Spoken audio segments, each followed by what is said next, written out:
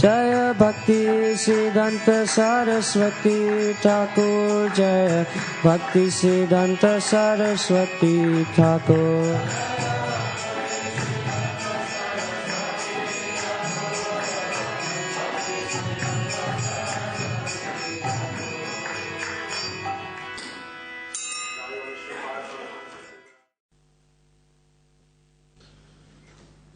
So today we are observing the appearance of Srila Bhaktisiddhanta Saraswati Thakura, and he is the spiritual master of Srila Prabhupada.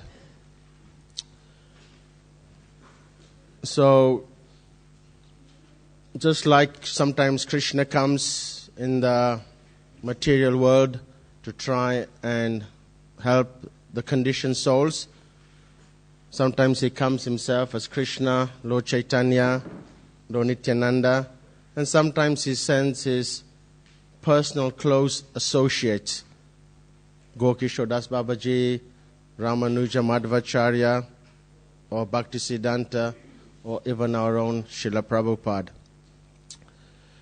So, in the Bhagavad Gita, Krishna says, Janma Karma Chama Divyam, that we have to understand the activities of Krishna.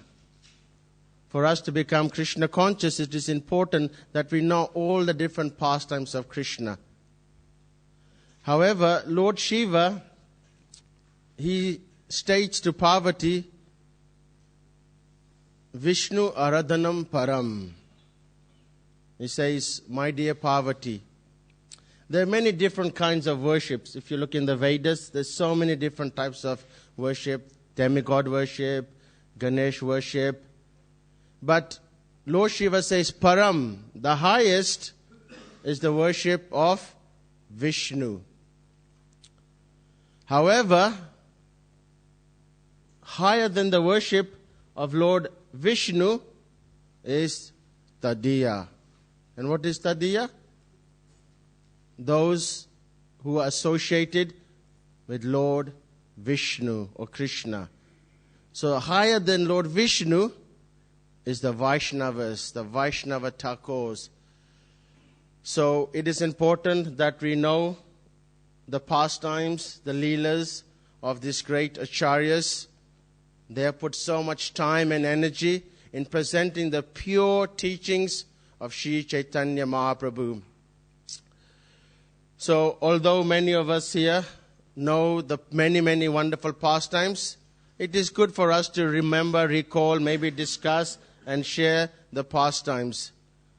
So there's no verse today, so I'll open the class by reading this very nice offering that Srila Prabhupada made to Srila Bhaktisiddhanta. This was composed in February 1935. It was the last Vyasa Puja of Srila Bhaktisiddhanta when he was present on the planet. So this was sent to Srila Bhaktisiddhanta, and it reads as follows. Adore, adore ye all, the happy day, blessed than heaven, sweeter than May, when he appeared at Puri, the holy place, my Lord and Master, his divine grace. O my Master, the evangelic angel, give us thy light. Light up thy candle. Struggle for existence, a human race. The only hope is divine grace. Misled we are, all going astray. Save us, Lord. Our fervent prayer, wonder the ways. To turn our face, adore thy feet, your divine grace. Forgotten Krishna, we have fallen soul, paying the most heavy, the illusion's toll. Darkness around, all untraced, the only hope is divine grace. Message of service thou hast brought, a healthful life as Chaitanya wrote. Unknown to all, it is full of grace. That's your gift, your divine grace. Absolute is Senate, thou hast proved. In personal calamity thou hast moved. This gives us a life, a new and fresh. Worship thy feet, his divine grace. Had you not come, who had told the message of Krishna? Forceful and bold, that's your right. You have the mace. Save me, a fallen, your divine grace. The line of service, as drawn to you, is pleasing and healthy, like morning dew, the oldest of all, but in new dress, miracle done, your divine grace. So when Srila Bhaktisiddhanta received this, one particular poem, one verse captured him, and this was absolutely sentient. Thou hast proved, in personal calamity, thou hast moved. When Bhaktisiddhanta read this, he explained to his close disciples that Srila Prabhupada understood the mind of his guru. Because one of the main purposes for Bhaktisiddhanta's appearance was to remove impersonalism, as we will explain. So, before Srila Bhaktisiddhanta appeared, his story begins with his father, who was also a very exalted personality, Srila Bhaktivinoda Thakur. So, after Sri Chaitanya Mahaprabhu's disappearance, very shortly after that, his teachings started to dwindle away, and so many concoctions were brought about. And then in the 18th century, there were so many sahajas, there were so many shakis, or people who would kind of pretend that they have this Siddha Swarup, and they would dress themselves as gopis and then try and find out what the Siddha Swarup is. So amidst the turmoil of this and the British Raj, Bhaktivinoda Thakur was trying to preach the true message of Sri Chaitanya Mahaprabhu. But he found it was a very difficult task. What is one person? What can he do? It's not very, very easy. So he prayed to Lord Jagannath. And he said, I have this mammoth task of distributing Sri Chaitanya Mahaprabhu's pure teachings, but it is not possible for me to do it on my own. So I pray to you, please send me a ray of Vishnu. And Bhaktivinoda Thakur's prayers were answered in 1874 at 3:30 in Puri. Srila Bhaktisiddhanta appeared.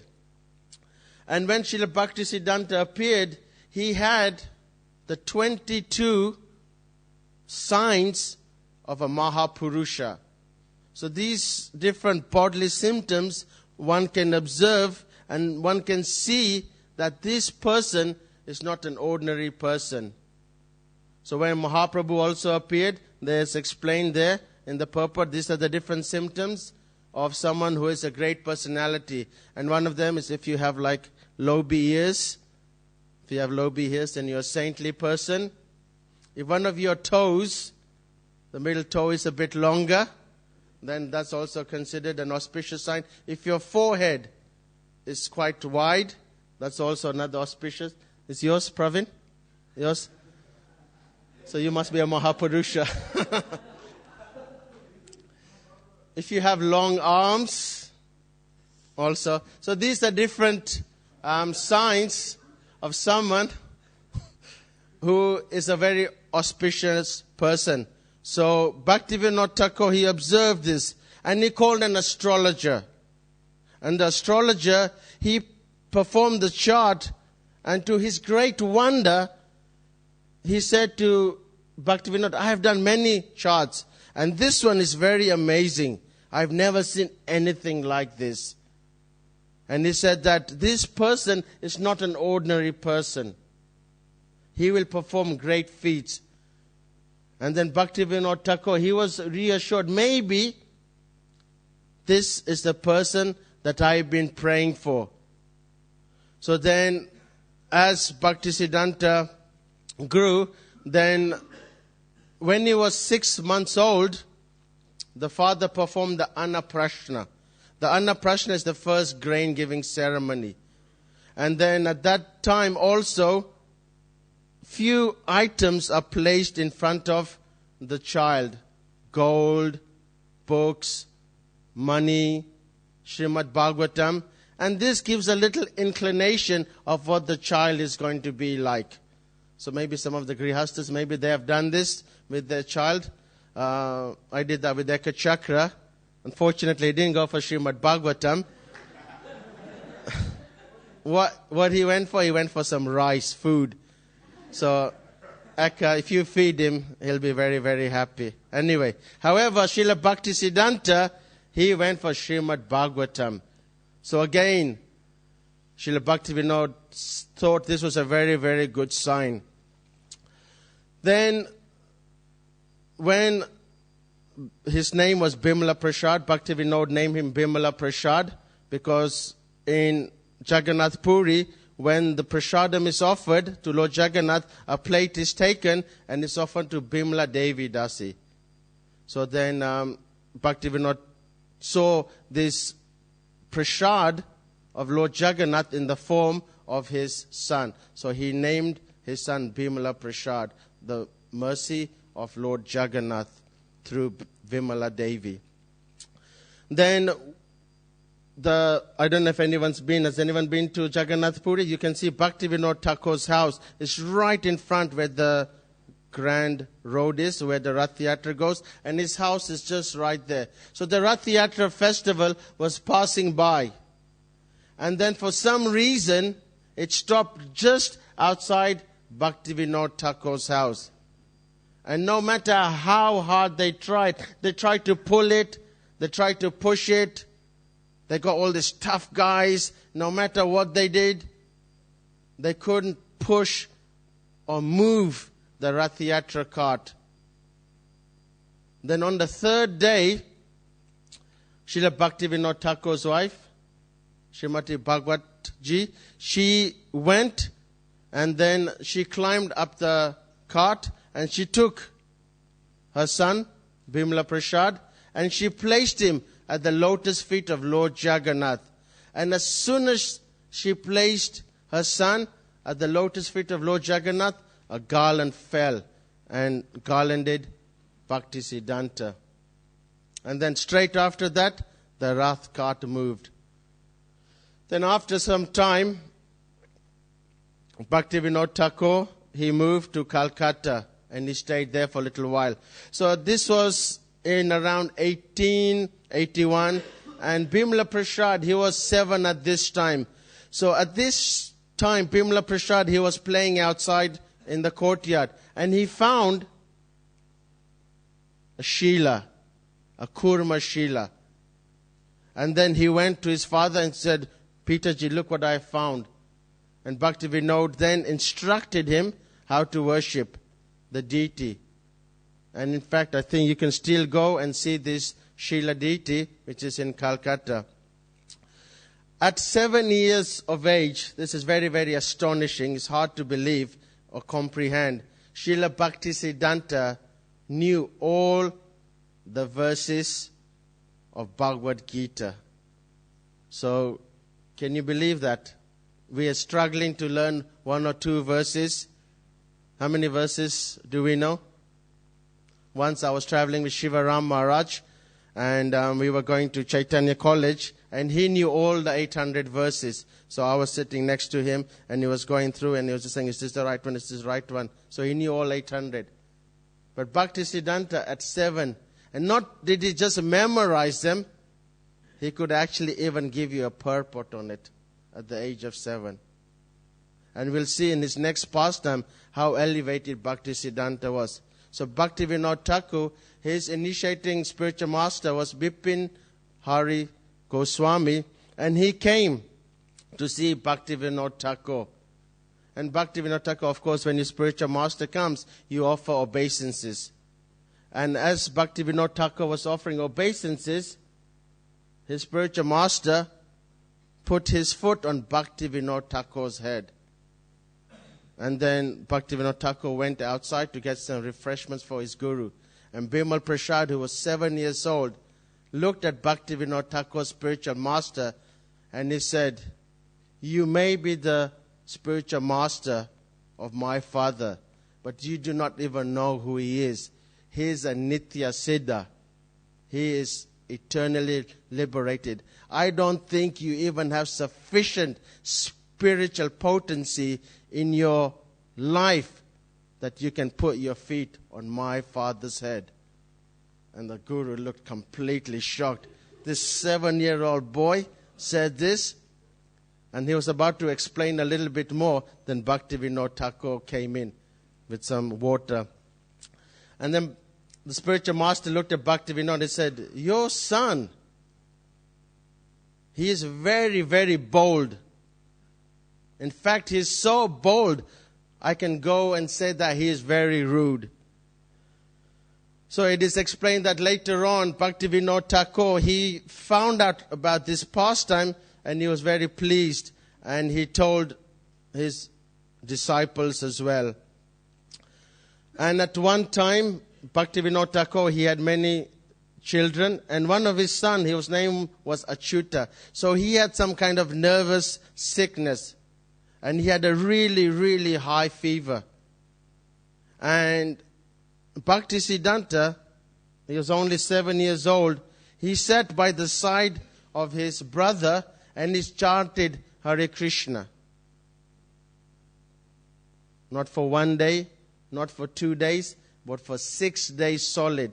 He didn't take anything and he just kept on chanting. And then on the 6th day, on his brother's forehead, a Ramanuja tilak appeared. And then the person spoke. He said, "Actually, in my last life, I was a Ramanuja devotee. But I had offended a Vaishnava. And because of that, I am suffering like that." And then the body died and passed away. And in this way, through Bhaktisiddhanta's chanting, this person revived his form again. Then Bhaktivinoda Thakur noticed that whenever he would write books, Bhaktisiddhanta would be always there looking at him. He would help him carry his books wherever he went. When he went to preaching, Bhaktisiddhanta was not interested in playing or goofing around or anything like that. He was actually following wherever Bhaktivinoda Thakur went.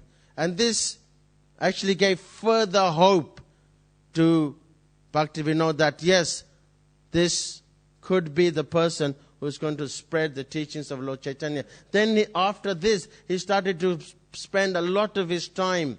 Although he had many, many sons, he spent a lot of his time, invested a lot of his energies in Bhaktisiddhanta. Then in 1884, when Bhaktisiddhanta was 10 years old, Bhaktivinoda Thakur returned from Puri and he gave him initiation. So in the Vaishnava tradition, it is proper, the son, he can give Harinam initiation. So the father, he has the right to give Harinam initiation. So then he gave his son the Harinam initiation, and then he gave him the beads. And at that point, he also instructed, in fact, it's explained that Bhaktisiddhanta inquired more how to worship his Srila, because he was doing very simple. But after the initiation, he wanted to worship his deity even more intensely. And then after that, he started going to school. And it's explained that Bhaktisiddhanta had a photographic memory. He had a Shruti Da memory. That whatever he saw once or he read once, he could remember just like that. He didn't have to read it again. Sometimes when we try to learn something, we are struggling so much. But Bhaktisiddhanta, just once, and he would remember it. And at school, he was always the top student. He was the best student. And in fact, it is explained that so brilliant was the mind of Bhaktisiddhanta that he invented shorthand. That's how clever he was. That he invented shorthand that is used now in some parts of Calcutta in schools and things like that. And then he got into astrology, then he studied astronomy, and then it is explained, although most people don't know, at this point the planet Pluto wasn't discovered. And Bhaktisiddhanta, with the calculations from the Vedas, because the British Raj was there, he said, look, if you look at this time, at this date, at this angle, at this situation, you will find a planet over there. And this astrologer, he looked, and lo and behold, he found this planet. But then after a while, he realized actually this was all just a waste of time. In fact, once Srila Prabhupada, one of his disciples, they wrote to Prabhupada and said, I want to have my chart done.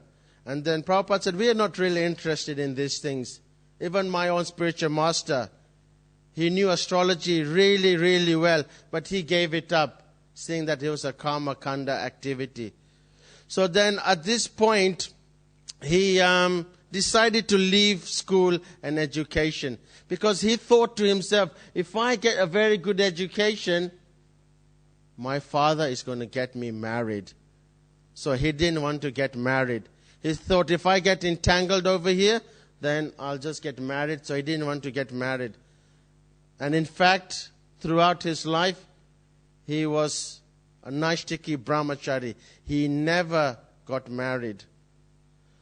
So then he left his studies. So then Bhaktivinoda Thakur was thinking, now what shall I do with my son? What shall I do with him? So at that time, Bhaktivinoda, because you have to remember he was a very influential person, he had high connections. So he was very close to the king of Tripura.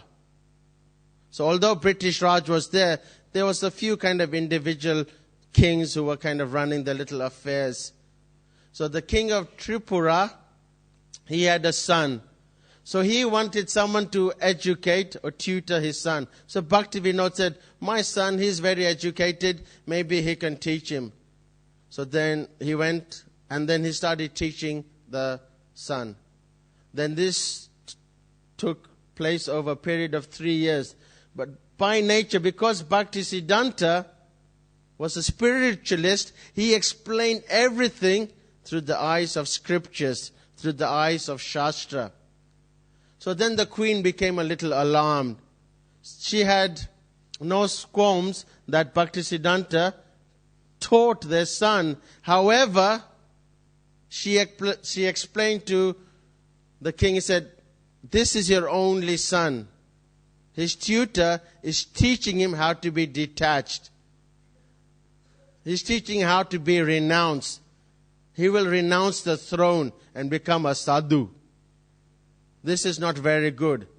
Then the king didn't know what to do, because he actually was really impressed by Bhaktisiddhanta. So then he said, look, thank you for your services, but we don't need your service. Maybe you can look after the library or something like that. Then he discharged him. But when he discharged him, he gave him a full pension. So he was only, 22? He was about 23. So he'd worked for about 3 years, and then he retired. And so impressed was his boss that he said, you can have a full pension. And he was getting, according to the biography, he was getting very, very good payment. So he was accepting this payment. But then after a few years, he said, why do I want to take money from this king? So then he didn't even take this money from the king. Then as time went on, he moved to Navadvip. Bhaktivinoda Thakur at this point, he was retiring. Then he moved to Navadvip. And then he lived over there. And Bhaktivinoda Thakur was giving daily classes every day there. And who was coming to the classes? Anyone knows? No. Bhaktivinoda was giving classes. Go Kishore Das Babaji Maharaj. So at this point, Gokishore Das Babaji Maharaj, he saw Bhaktisiddhanta. He was a little boy, well, a little bit older. Then he gave him, at the beginning, long time ago, he saw him and gave him some beads. At this time, he was a little grown up. And then Bhaktivinoda Thakur, he said that now is the time that you should get initiated. I gave you Harinam, now you should get Gayatri Mantra. You should go and get formal second initiation. So then he went to Gokishore Das Babaji. We all know this story. It's a very famous story. Then when he approached Gokishore Das said, I don't give initiation. I don't want any disciples. It's actually a burden for me. Then he said, my father said, I have to come. And then Gokishore Das said, well, I'll ask Mahaprabhu, see what Mahaprabhu has to say. Then Bhaktisiddhanta went. Then he came back the next day. Then he asked Gokishore Das, so did you ask Mahaprabhu? He said, no, I was too busy. I didn't get a chance to chat with him. Then he said, I'll speak to him later on today. So then again he went. Then he came the next day. Then Bhaktisiddhanta asked Gokishore Das, so did you ask Mahaprabhu? Then he said, no, again I didn't have any time. So then Bhaktivinoda, he was waiting. Then when he came back, he said, Father, look, Gokishore Das is giving me a hard time. He doesn't want to accept me as his disciple. Then Bhaktivinoda Thakur looked at Bhaktisiddhanta and said, unless you get initiation, don't even bother to come back in this house. I don't even want to know you.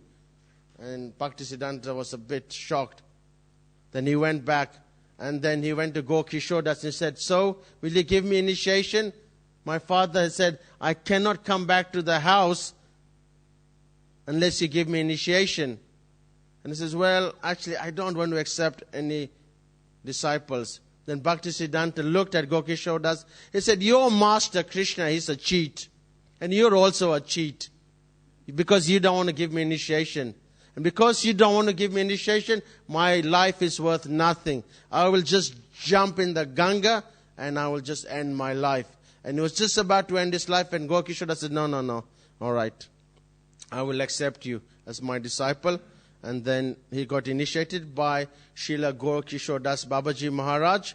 And he was the only disciple of Gokishore Das. So Bhaktivinoda Thakur, he was very, very happy. So then after the initiation, then his life changed a little bit. Then he started traveling and giving lectures, preaching in Madras, South India. He traveled everywhere. Then again, the king of Tripura, he wanted to engage Bhaktisiddhanta again in his works. So again, he began working over there. But then it said it didn't last very long because Bhaktisiddhanta, his main impetus in life was to preach. So then he left that. And then he began preaching. So then he thought that my spiritual master is a Babaji. And my Siksha Guru or my Harinam Guru, Bhaktivinoda, he's a preacher. So on one hand, I don't know what to do. My Guru, he's Babaji, he chants all day. But my Siksha Bhaktivinoda Thakur, he is a preacher. So then he decided that for some part of his life, he will follow in the footsteps of Gokishore Das Babaji. So then he took a vow. And do you know how many rounds he decided to chant every day? Anyone knows? We chant 16 rounds every day, and that's a struggle.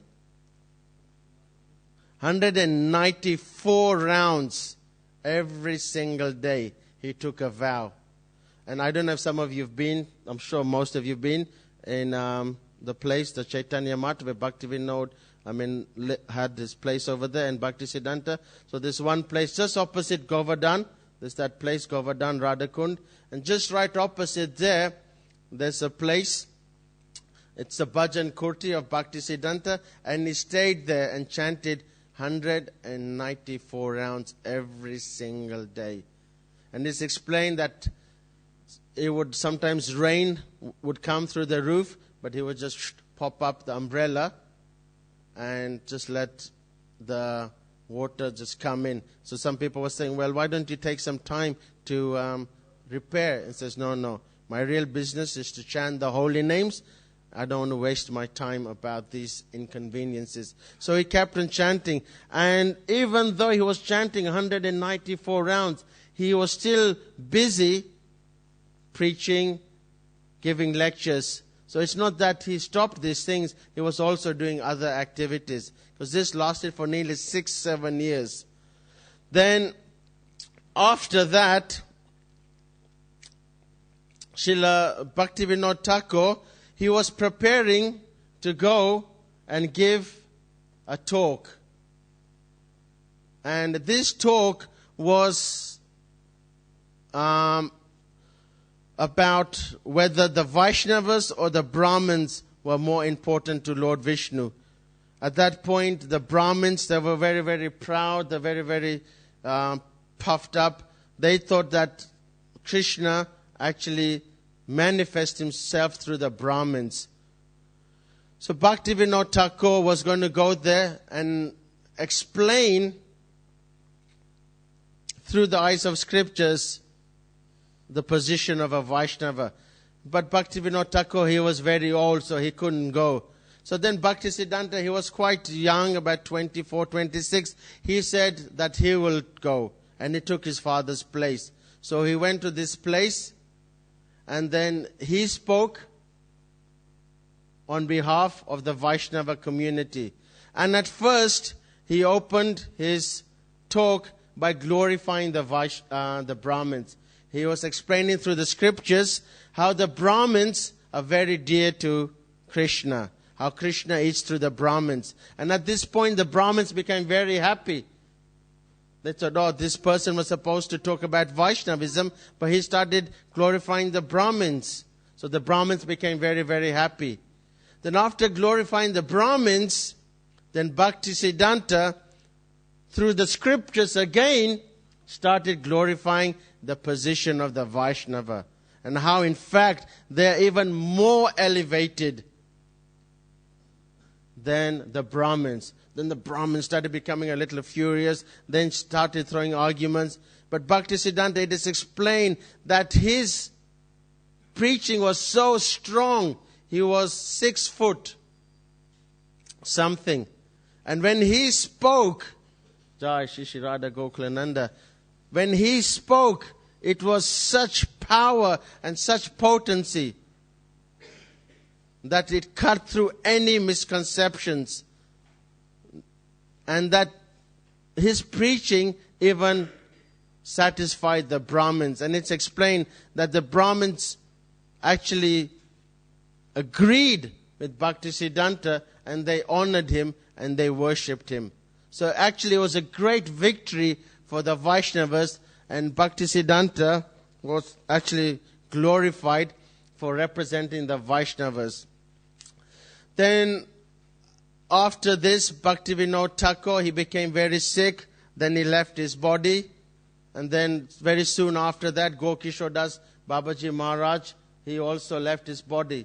And it is explained that at this point, Bhaktisiddhanta, he became very depressed when his spiritual guidance left the planet. So the sole task of spreading the mission lay on his shoulders. And he became a little depressed. Of course, it wasn't the depression that we go through. We have to take Prozacs and stuff like that. So it wasn't that kind of a depression. It was a spiritual depression. So he kind of explained, he closed himself up a little bit. Because he was a little unhappy and he was daunted by how to spread this mission. So then it says that he just roamed around in the jungles of Mayapur. Although when we go to Mayapur now, we see so many buildings, so many roads. Actually, if you see a picture of Mayapur, where Bhaktivinoda Thakur is finding the place of Yoga Pit, if you just look in the background, it's just a jungle. There's nothing there. Then it says that Bhaktisiddhanta, he just immersed himself and he lost himself there. Then after a few years, there was not really much thing happening. And one of the disciples of Bhaktivinoda Thakur, he thought this mission of Mahaprabhu is not being spread. And he heard so many wonderful qualities of Bhaktisiddhanta. And he heard he was residing in Mayapur. So then he went looking for Bhaktisiddhanta. Then he was asking, I'm looking for this person. He's very tall. He has like molten golden features. Does anyone know who this person is? They said, no, don't know this person. And then they said, no one fits this description. And so, well, there's one kind of a mad person. He's hanging out in the jungles over there. I don't know, maybe you can check him out. So then this person went, and Bhaktisiddhanta was over there. And this person said, your father's mission, there's nothing happening. You have to preach the glories of Mahaprabhu. Then Bhaktisiddhanta turned around and says, look, there's Mahaprabhu.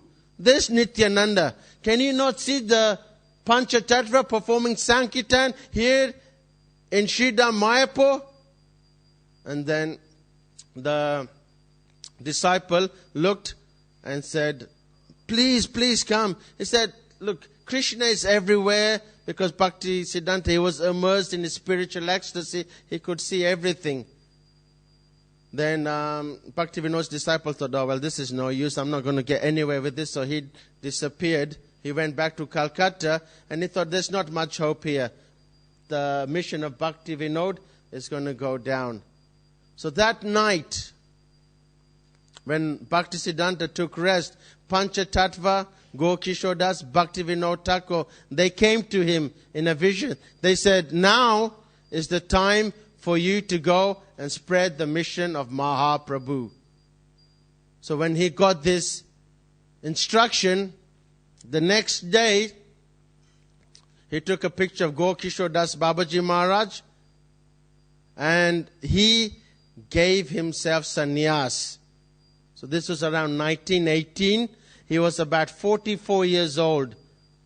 So this was completely unheard of for two reasons. The first is, you can't generally just go and just take sannyas from a picture. You have to have someone who actually gives you the mantra chanting through the ear.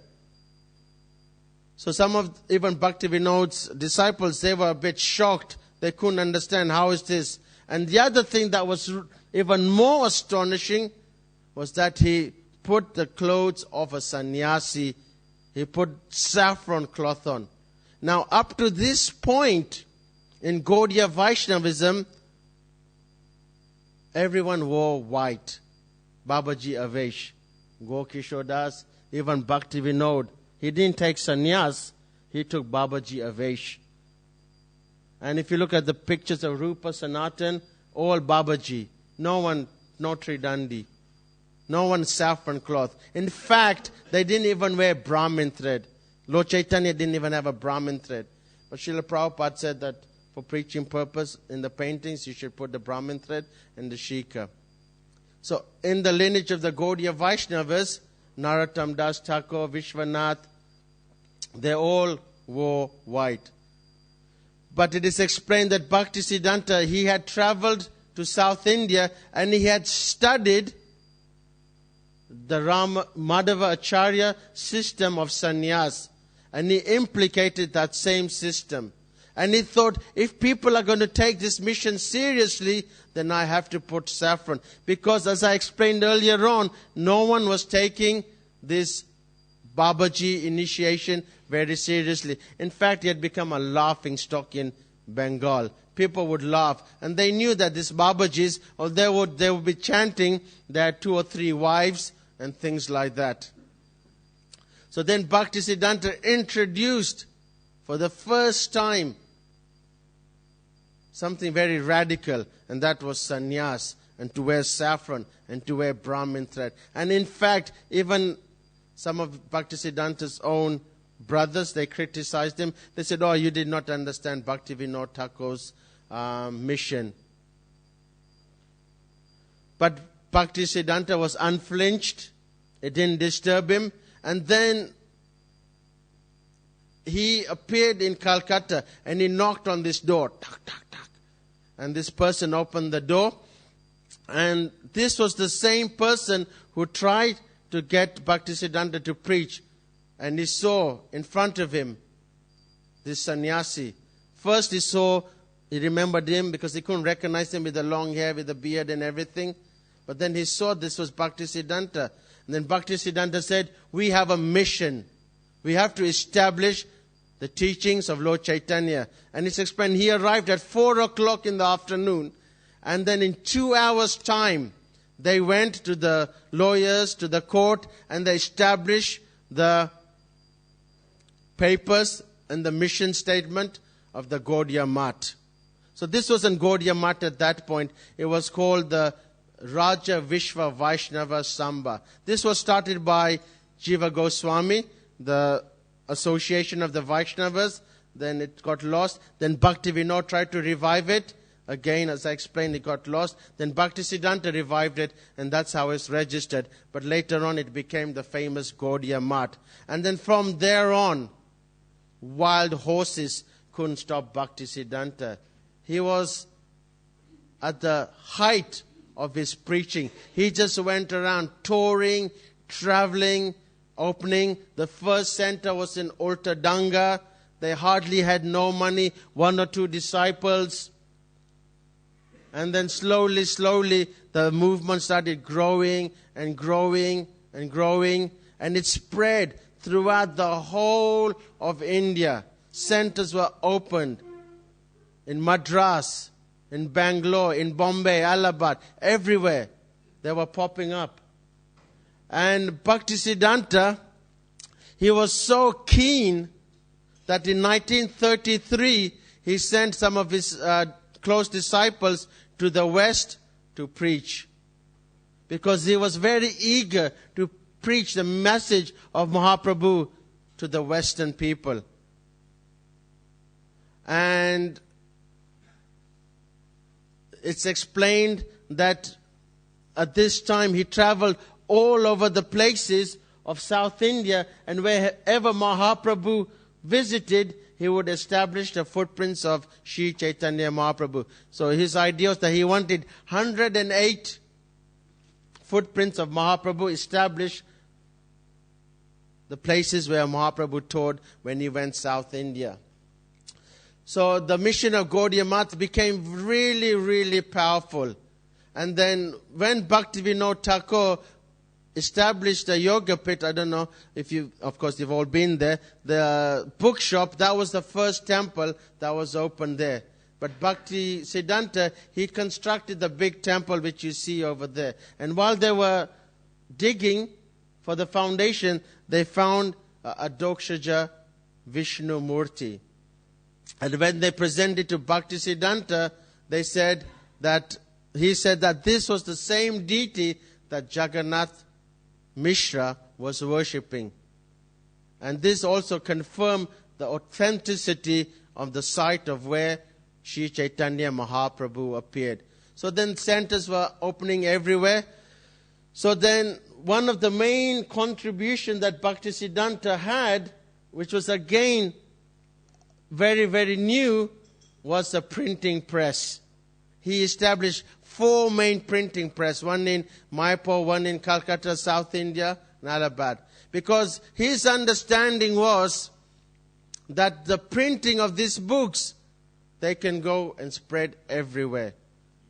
So we've heard the saying, Brihat Madanga is what he called the printing press. So we can go on Harinam and chant, and the Madanga can be heard 1 or 2 streets. But the Brihat Madanga, the printing press, that can be heard everywhere. And in fact, so important the printing was to Bhaktisiddhanta that he would have it directly in front of the deities.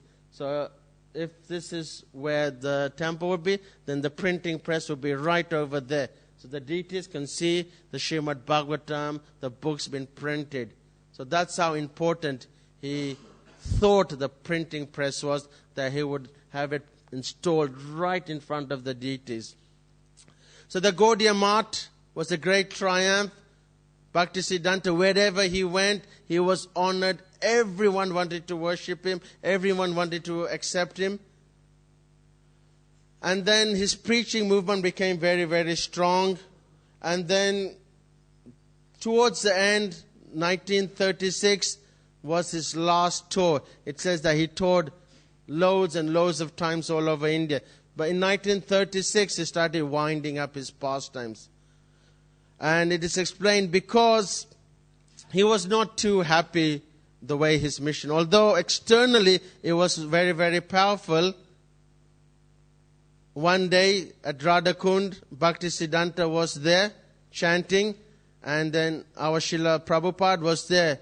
And then as he was chanting, Bhaktisiddhanta looked very, very sad, and he was concentrating, and he looked at Prabhupada and he said, Agun Jwal Bhi. Anyone knows what this means? There will be fire. There will be fire in the Calcutta Gaudiya Math. Somebody had donated a very, very big, nice temple they had built in Bagh Bazaar. And he said, my disciples are simply fighting there. Who will occupy this room? Who will want this room? Do you have that problem, Sandeep? In the ashram? So this was going on. Who will want this room? So Bhaktisiddhanta, he said that at least if I could have brought my disciples from the mode of ignorance to the mode of Raja, then my mission would have been accomplished. But he was a little bit dissatisfied. So he started winding up his pastimes. And then as he was winding up his pastimes, our Srila Prabhupada, he wrote to Bhaktisiddhanta, and he said, you have many sannyasis, many are doing many wonderful preaching activities. What can I do for you personally? Then Bhaktisiddhanta wrote back just 2 weeks before he disappeared, and he said that I want you to preach this message of Mahaprabhu in English to the English-speaking world. I have full confidence. And then Prabhupada read this, and he remembered this was the instruction that was given to him in 1922.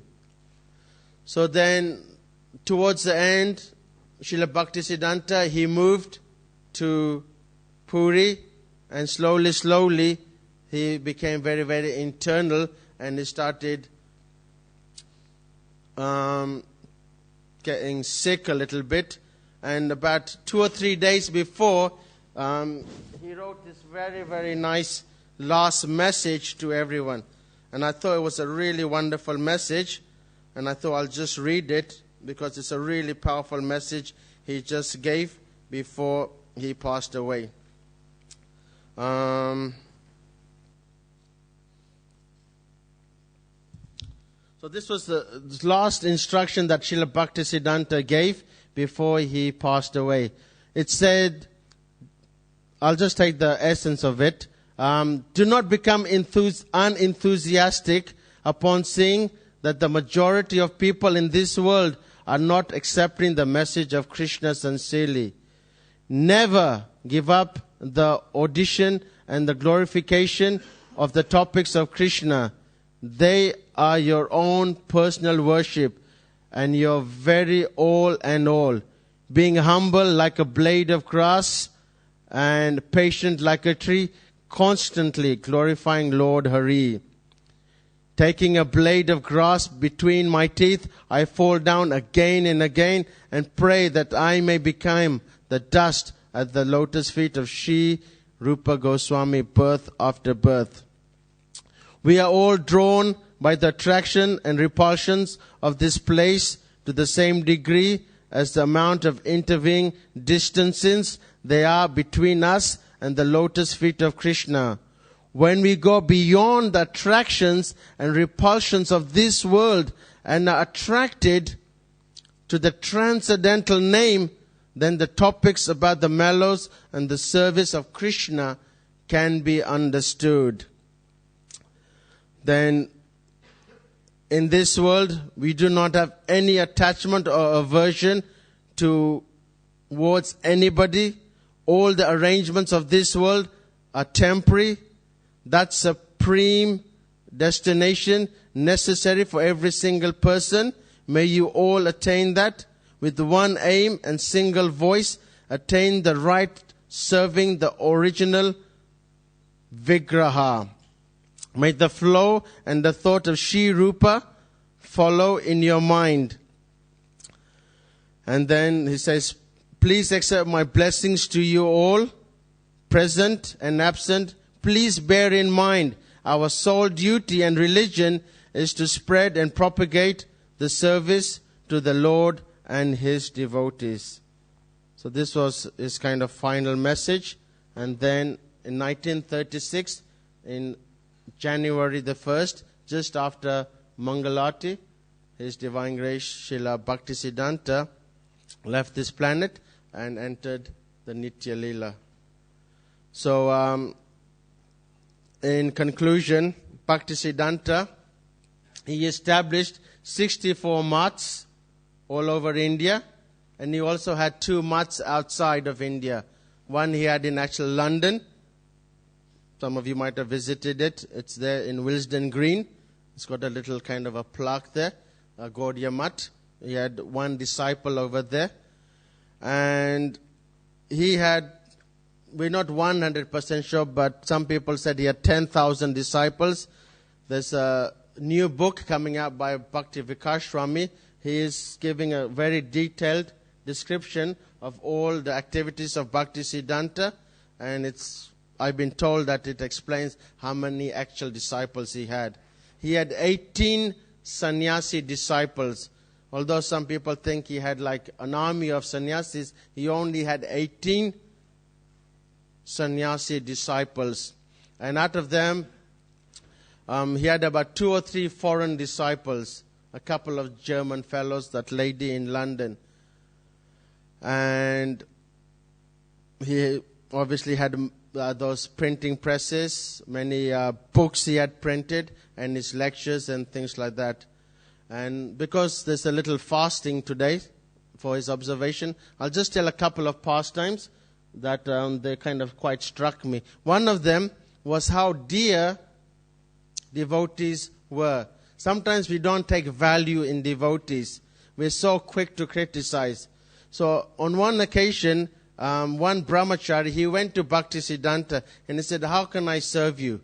So Bhaktisiddhanta said, go over here and open a center. So this brahmachari, he went there, and after much struggle, he opened a center, and then some other devotees, they came, and then they invited Bhaktisiddhanta to come and install the deities. And then when Bhaktisiddhanta arrived over there, then he asked, where is that brahmachari that I sent originally? Then the disciple says, Guru Maharaj, we're very sorry. He had some problem with some ladies, and we chastised him very heavily, and we kind of told him to clear off.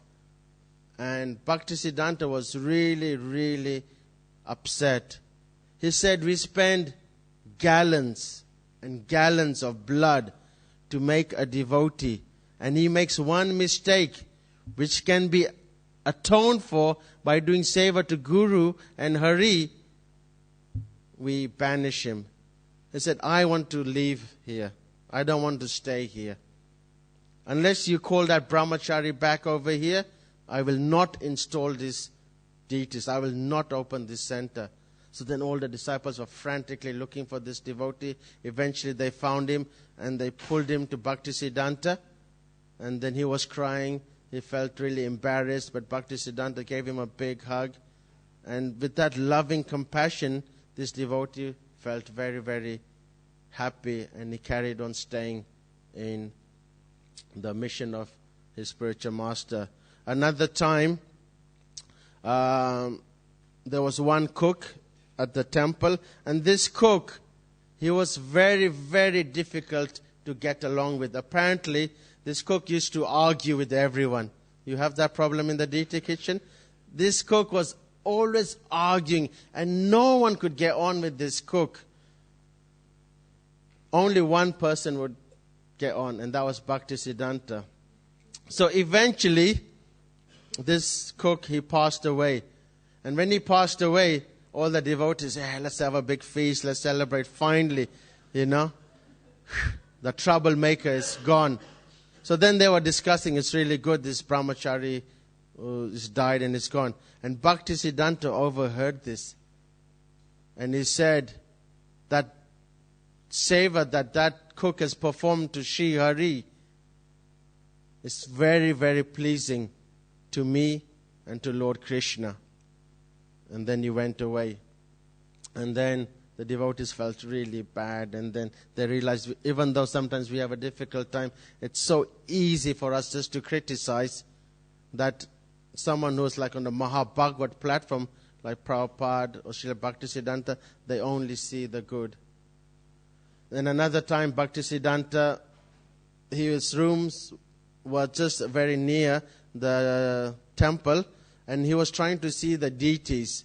And he couldn't see the deities properly because he didn't have his glasses, so he was trying to see the deities. So one of his disciples said, Guru Maharaj, can we go and get your glasses so you can see the deities?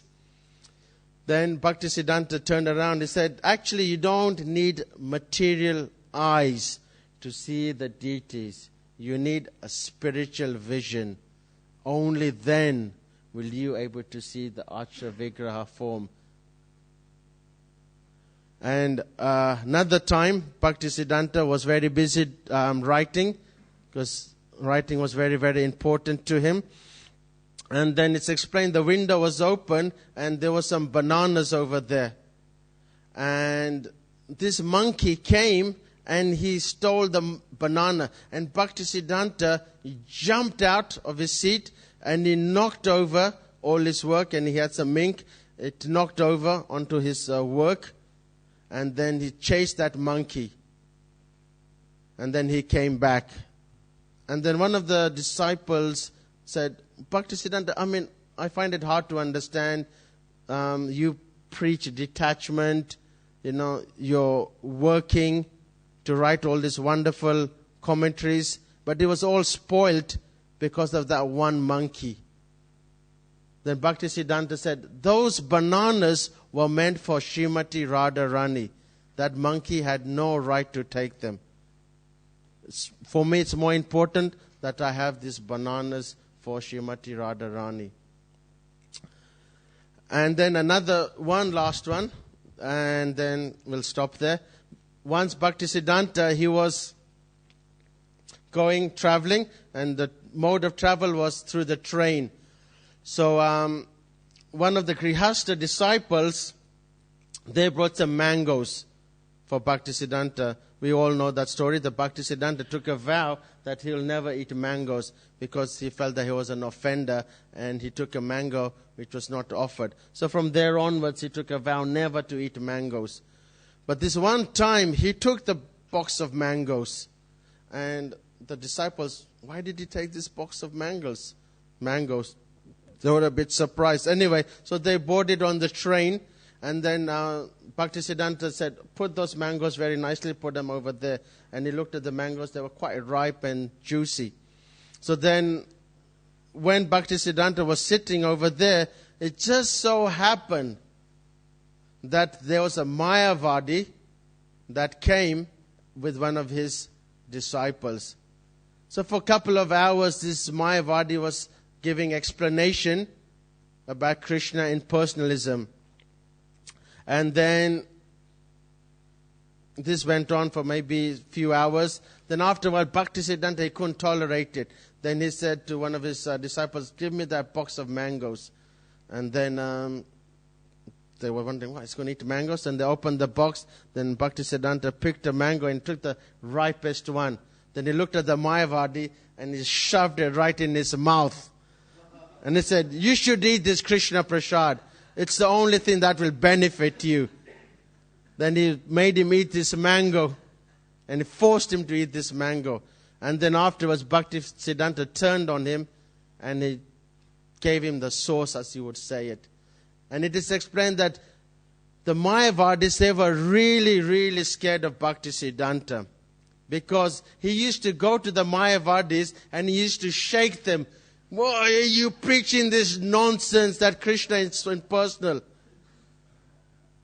And then sometimes the Mayavadis, they would see him and they would cross the road or something because they would not want to confront him.